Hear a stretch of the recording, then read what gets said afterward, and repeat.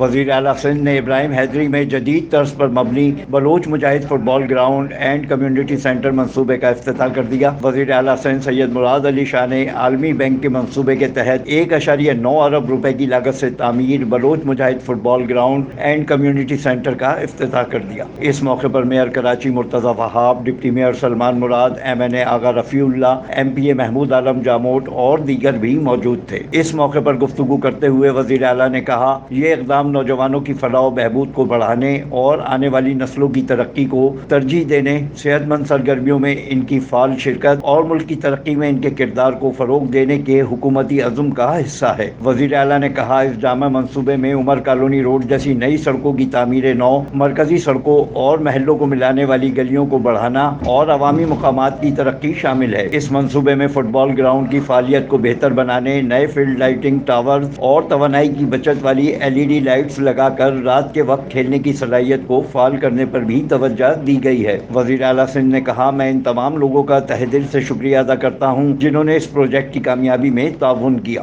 Afzal Khan, C110 news, Karachi. C110 news, خبر کی اصل خبر۔